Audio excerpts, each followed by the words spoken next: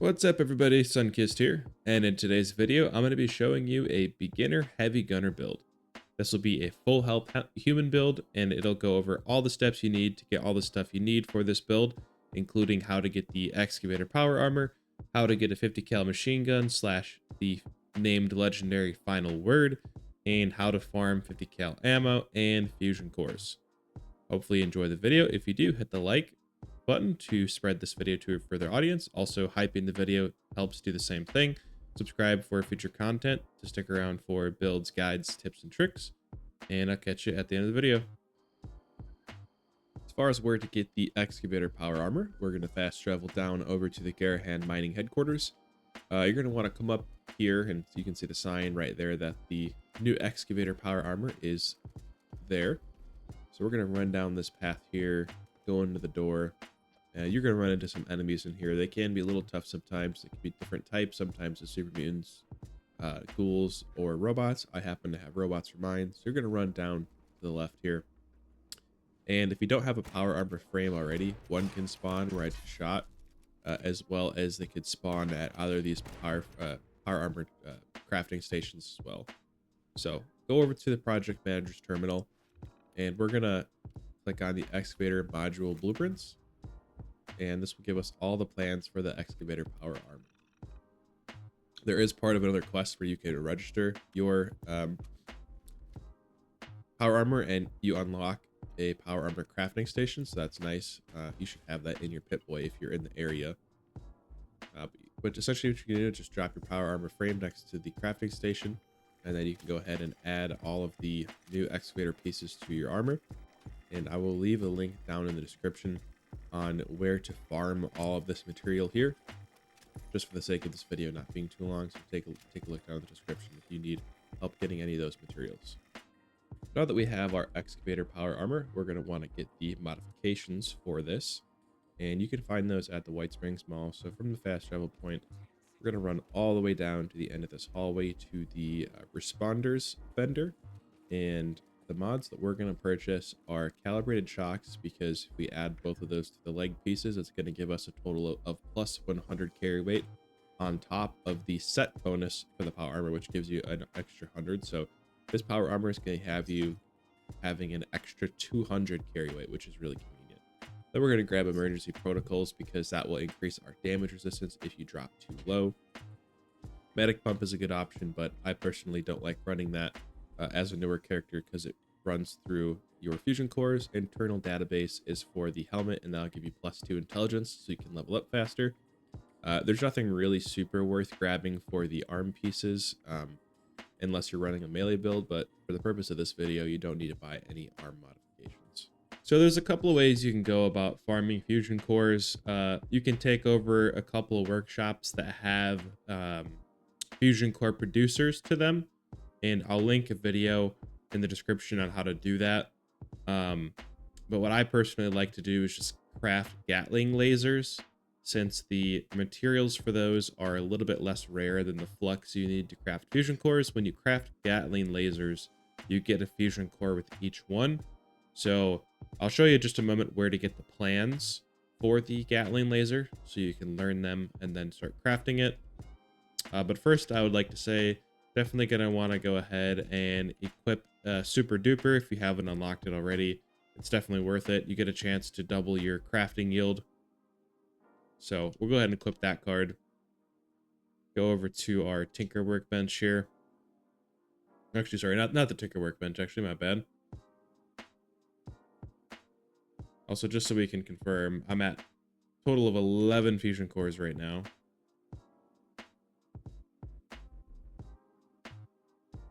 So we'll go ahead and craft our energy guns.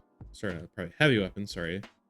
And we'll craft the Gatling laser. No need to craft level 45. You could just craft level 25. So I'll just craft for the 5 of these here. And it looks like we got Super Duper to trigger there. So it looks like we yielded 5 fully charged fusion cores. So for for the most part, I guess the ammo doesn't duplicate, so maybe super duper is not entirely necessary. Actually, I guess we got 6. So yeah, it did work. It did trigger one time. But yeah, essentially 1 for 1 for fusion cores and Gatling lasers. All right, so to get the Gatling laser plans from the fast travel point of the White Springs, you're just going to go ahead and run over to the Brotherhood vendor, which is right at the end of this hallway. I think the price should be between 4 and 5,000 caps, if I remember correctly. It looks like, yep, Gatling laser, 4,300 bucks for my character. Let's go ahead and buy that. And my charisma is at 4. So if you have higher charisma, you could get it even cheaper than that. One last thing about fusion cores as well. That is one thing higher level players are more than willing to give newer players. So if you see any high level players around or you want to make a looking for group post, people will be more than happy to give you some fusion cores. All right, taking a look at the weapon that we're going to be using here. It is the final word. This is a quest reward from the ally quest line for Beckett. It is a armor penetrating weapon speed, increased weapon speed, and damage resist while reloading, 50 cal. It does come equipped standard with the heavy barrel, which is nice, so you don't have to scrap any 50 cals to learn the mod or anything like that. And these legendary effects are preset, you cannot change them, but I think it's a pretty good roll to start with. So in order to get the final word, you're going to have to do the Beckett quest line, and all you're going to have to do is just enter the ash heap region. And what that is going to do is it's going to spawn the ally quest. It'll show up in your Pip-Boy. So just follow that quest line, and once you're completed with that, you'll have the final word. So to claim your free 50 cal, you're going to fast travel over to Clarksburg Shooting Club. And from the fast travel point, you're going to run up this road right here. It is a little bit of a jog, but once we get to this truck at the kind of end of this little passageway here, it will be mounted onto the truck.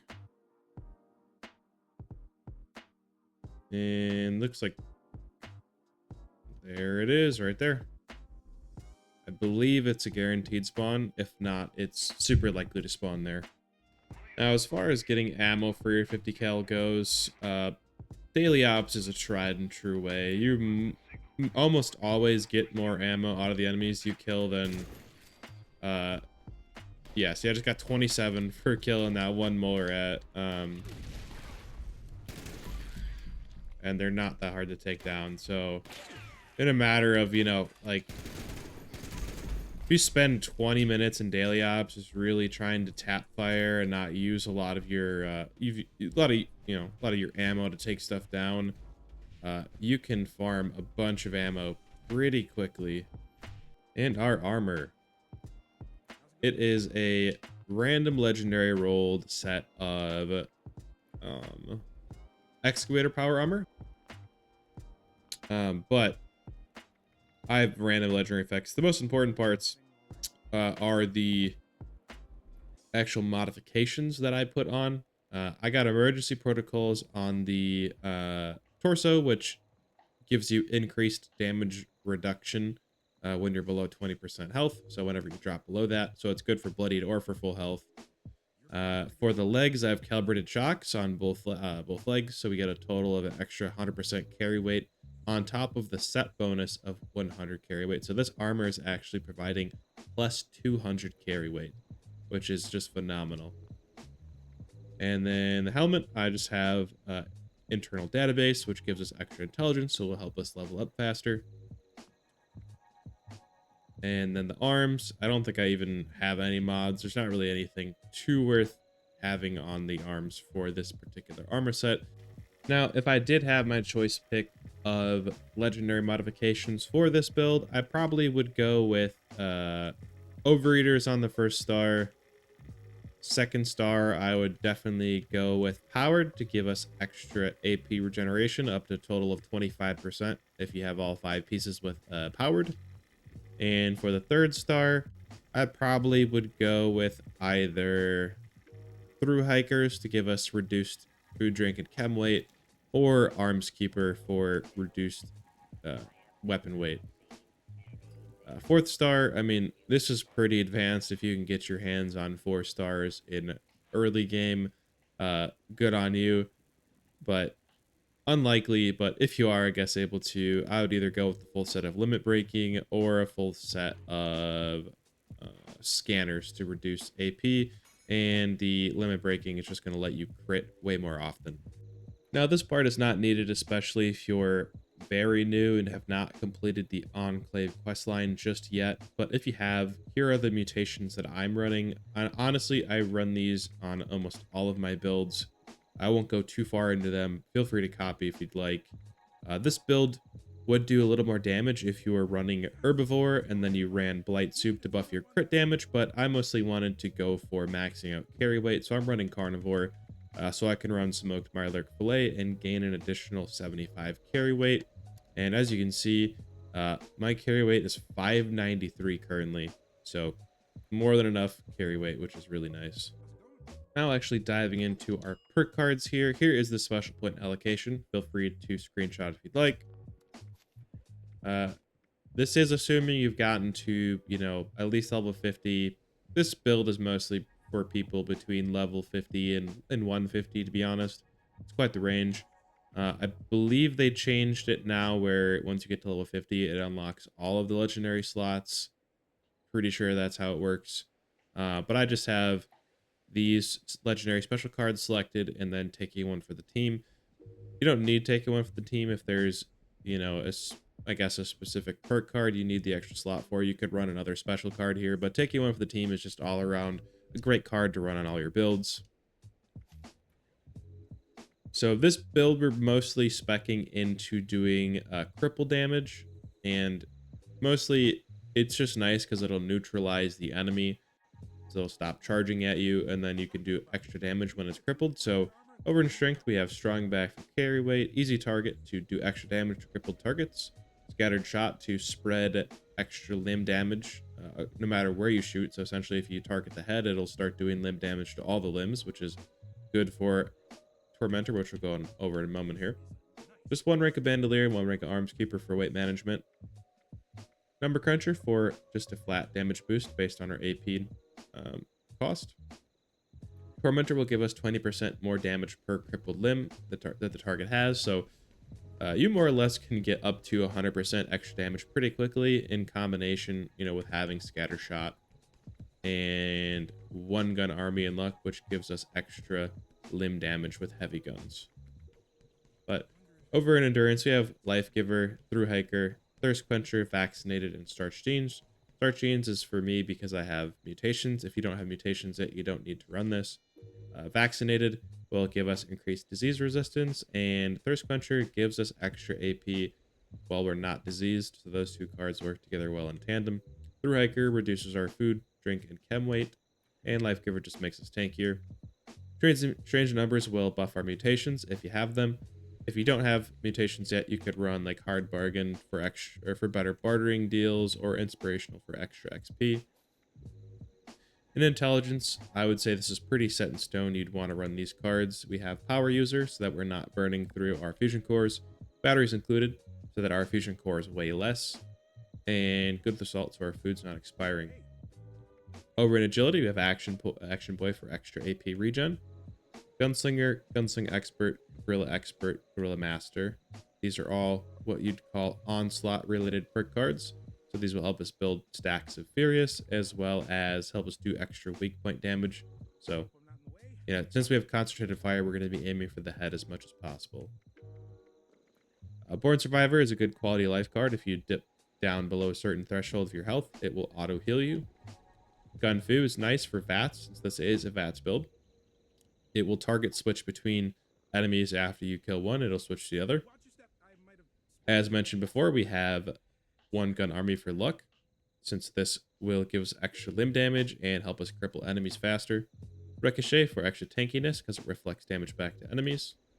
4-leaf Clover, this helps fill your crit meter when you miss shots. Class Freak reduces the negative aspects of your mutations, so if you don't have any mutations, you don't need to run this. Super Duper is on right now because we were crafting stuff, but normally we run better criticals. And Critical Savvy. to reduce the crit fill, or I guess crit cost. So go ahead and put this back on here. But yeah, better criticals is what you want for the most part. We are now at Groundstone Arch. Gonna fight a few super mutants and then fight a super mutant behemoth. Should make pretty short work of the super mutants here.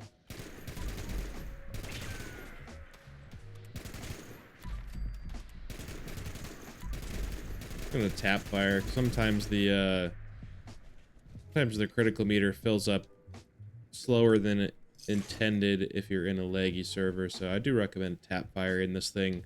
At least if you're fighting normal enemies. If you're fighting like a tankier enemy, just go ahead and spam that, you know. I am pretty thirsty though, so let me go ahead and just take some company tea quicker. And I'll get ready to spam my pumpkin pie or any sort of AP consumables that you're able to get your hand on. Most people give out Nuka candies at their camps for free, and those will do a similar, not as effective, but do a similar job as pumpkin pie or slices of cake.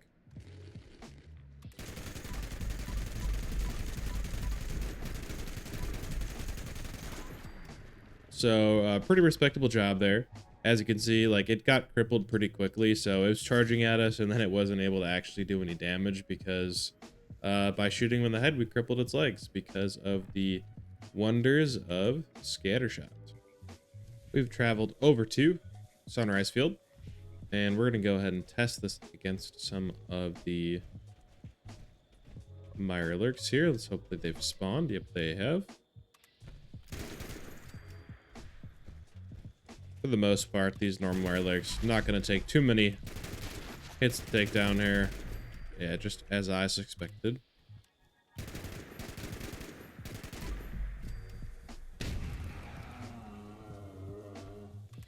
Let's go ahead and take a few AP consumables here.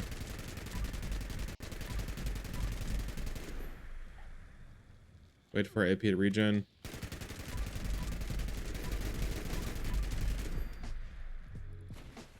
Overall, not super pretty. Took a decent amount of ammo. Mirelurk Queens are pretty tanky, but it got the job done. We're now at Fisherside Prime. Go ahead and fight ourselves a few Scorched Beasts here. There's tap fire this guy here. Cripple maybe a couple of its limbs. Take a few of these. Get our AP back a little bit faster here.